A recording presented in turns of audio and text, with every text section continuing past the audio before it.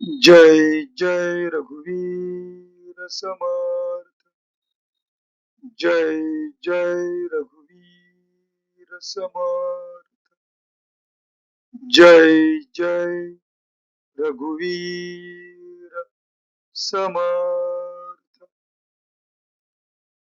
उपस्थित श्रोतेजन हो, आपणा सर्वांना चैतन्य आत्मन ह्या चॅनलचा नमस्कार। आपणा सर्वांचे आजच्या या ग्रंथ वाचनाच्या उपक्रमात अगदी मनापासून स्वागत। आजचा ग्रंथ वाचनाचा आपला दिवस क्रमांक 208, वार आहे सोमवार व तारीख 27 जुलै 2026। ग्रंथ वाचनाच्या या उपक्रमात सध्या आपण समर्थ श्री रामदास स्वामी लिखित सार्थ श्री दासबोध या महान ग्रंथाचे क्रमशः वाचन करीत आहोत। आजच्या वाचनाची सुरुवात आपण नेहमीप्रमाणे समर्थ श्री रामदास स्वामी यांना गुरुवंदना अर्पण करून करूया। गुरुर् ब्रह्मा गुरुर् विष्णू गुरुर् देवो महेश्वरः गुरु साक्षात् परब्रह्म तस्मै श्री गुरवे नमः। तस्मै श्री गुरवे नमः। तस्मै श्री गुरवे नमः। जय जय रघुवीर समर्थ। आता आपण सार्थ श्री दासबोध या ग्रंथाच्या श्रवणाच्या फलश्रुतीचे वाचन करूया। या फलश्रुतीचे सुंदर असे वर्णन समर्थ श्री रामदास स्वामी यांनी त्यांच्या सार्थ श्री दासबोध या ग्रंथातील प्रथम दशकातील प्रथम समासात केलेले आहे। या फलश्रुतीचे वाचन करण्यास आता आपण सुरुवात करीत आहोत। सर्व संशय एकदम नाहीसे होऊन क्रियेमध्ये म्हणजे आचारामध्ये ताबडतोब फरक पडतो। सायुज्य मुक्तीचे रहस्य कळून येऊन तिच्या प्राप्तीचा सुलभ मार्ग सापडतो। दुसऱ्या बिकट साधनांचे कारण पडत नाही। अज्ञान, दुःख व भ्रांती यांचा नाश होऊन तत्काळ ज्ञानाचा लाभ होतो, अशी या ग्रंथाची फलश्रुती आहे। योग्यांचे परम भाग्य असे वैराग्य अंगामध्ये बांधते। विवेक व चातुर्य यथा योग्य प्राप्त होते। जे कोणी संशयग्रस्त, अवगुणी व अवलक्षणी असतील ते सुलक्षणी, धूर्त, तत्ववेत्ते, चतुर व समयज्ञ असे होतील। आळशी असतील ते उद्योगी होतील। पाप्यांना पश्चाताप होऊन ते शुद्ध होतील आणि भक्ती मार्गाचे निंदक असतील तेही भक्ती मार्गाला वंदन करू लागतील। बद्धांचेच मुमुक्षु होतील व मूर्ख अति दक्ष होतील।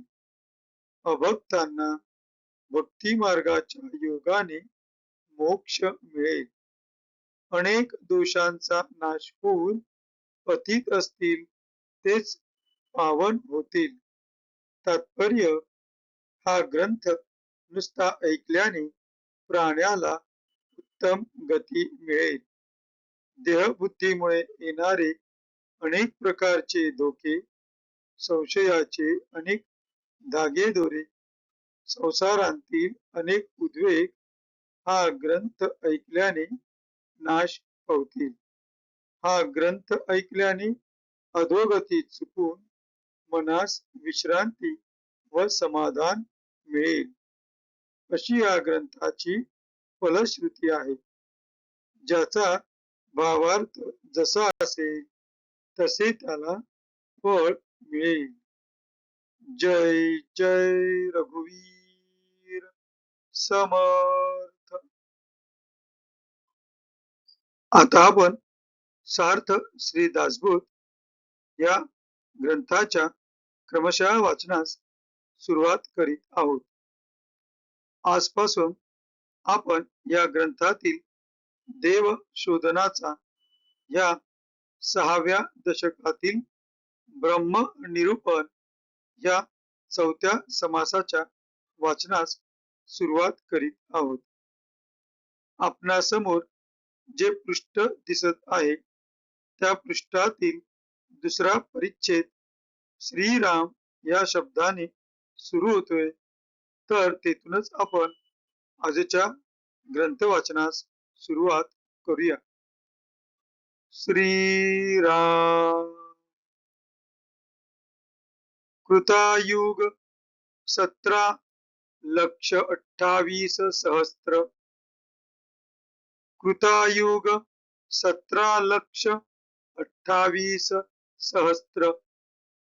त्रेतायुग 12,96,000.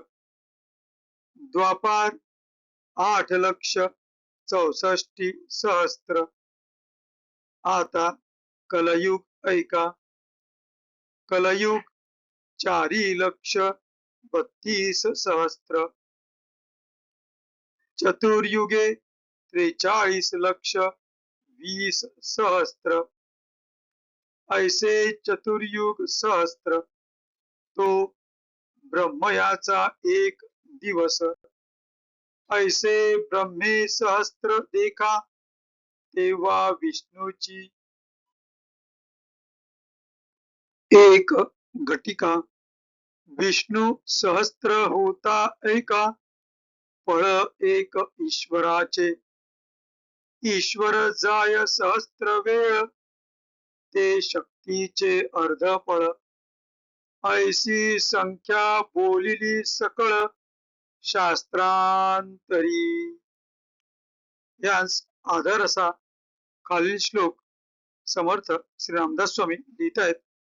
ते श्लोक आता आपण वाचूया. चतुर्युग सहस्त्राणि दीनमेकं पितामहं. पीतमह सहस्राणि विष्णोर्घटिकमेव च. विष्णोरेक सहस्राणि फलमेकं महेश्वरम्. महेश्वर सहस्राणि शक्तेरर्ध्य फलं भवेत्. ऐशा अनंत शक्ती होती, अनंत रचना होती जाती. तरी अखंड खंडेना स्थिती परब्रह्माची. परब्रह्मास कैची स्थिती, परी हे बोलावयाची रीती. वेदश्रुती नेती नेती परब्रह्मी. 4,760 इतकी कलयुगाची रहाटी. पुरल्या कलयुगाची गोष्टी ऐसी असे. 4,27,000 240 संवत्सर. पुढे अन्योन्य वर्णसंकर होणार आहे. ऐसे रचले सचराचर, येथे एकाहुनी एक थोर. पाहता येतीचा विचार, अंत न लगे. एक म्हणती विष्णू थोर, एक म्हणती रुद्र थोर, एक म्हणती शक्ती थोर सकळांमध्ये. जय जय रघुवीर समर्थ. आता या 10 ओव्यांच्या मराठीतील अर्थाचे आपण वाचन करूया. आपणासमोर जे पृष्ठ दिसत आहे त्या पृष्ठातील तिसरा परिच्छेद म्हणजे शेवटून तिसरी ओळ 1 या अंकाने कृतयुग 17,28,000 वर्षे या शब्दांनी सुरू होते. तर तेथूनच आपण आजच्या मराठीतील अनुवादाच्या वाचनास सुरुवात करीत आहोत. कृतयुग 17,28,000 वर्षे, त्रेतायुग 12,96,000 वर्षे, द्वापार युग 8,64,000 वर्षे. आता कलियुगाचे मान ऐका. कलियुग 4,32,000 वर्षे. चारी युगे मिळून 43,20,000 वर्षे. अशी 4 युगे 1000 वेळा जातात तेव्हा ब्रह्मदेवाचा 1 दिवस होतो. असे ब्रह्मदेव 1000 झाले म्हणजे विष्णूची 1 घटका होते. विष्णू 1000 झाले म्हणजे ईश्वराचे म्हणजे महेश्वराचे 1 पळ होते. ईश्वर 1000 गेले म्हणजे ते आदिशक्तीचे अर्ध पळ होते. अशी सर्व संख्या कालगणना शास्त्रांत सांगितली आहे. अशा अनंत आदिशक्ती होतात. अनंत ब्रह्मांडाच्या रचना होतात व लयास जातात. तरी परब्रह्माच्या स्थितीत खंड पडत नाही. ती अखंड असते. अनंत काळपर्यंत या घडामोडी होत राहिल्या तरी परब्रह्माची स्थिती खंड पावत नाही. परब्रह्मास स्थिती तरी कसली? पण ही बोलण्याची पद्धत आहे इतकेच. परब्रह्माचे वर्णन करताना वेद श्रुती सुद्धा न इति न इति ते असे नव्हे असेच म्हणतात. परमात्म स्वरूपाला काल परिच्छेद तसाच दिक् परिच्छेद नाही. म्हणूनच त्याला दिक्कालाद्यन वच्छिन्न असे भर्तृहरीने म्हटले आहे. आताशी 4760 इतकी कलीची वर्षे गेली. गतकाल 4760 म्हणजे शके 1581, दशक 6, समास 4 पर्यंतची दासबोध रचना शके 1581 पर्यंत झाली होती हे यावरून स्पष्ट होते. कितीतरी वर्षे अजून उरली आहेत.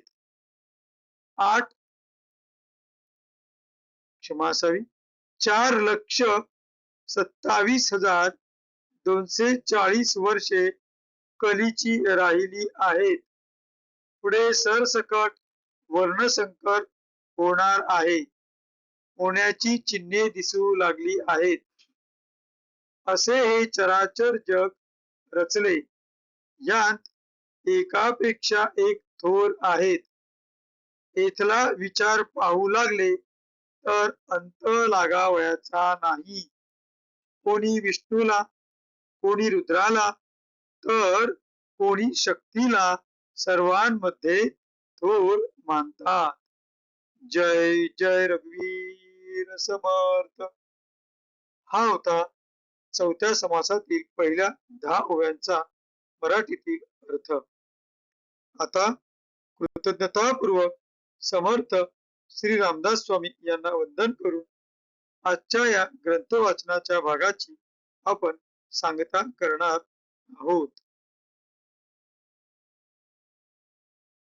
शुकासारिके पूर्ण वैराग्य जाचे वसिष्ठा परी ज्ञान योगेश्वराचे कवी वाल्मिक सारिका मान्य ऐसा नमस्कार माझा सद्गुरु रामदास. जय जय रघुवीर समर्थ. उपस्थित सर्व श्रोतेजन हो, आपण सर्वांनी आपला अगदी मौल्यवान वेळ काढून ग्रंथ वाचनाच्या या भागात उपस्थिती लावली त्याबद्दल आम्ही आपणा सर्वांचे खूप खूप आभारी आहोत. आपणा सर्वांना पुन्हा एकदा धन्यवाद करून आजच्या या ग्रंथ वाचनाच्या भागाची आपण सांगता करत आहोत. भेटू पुढल्या भागात. जय जय रघुवीर समर्थ.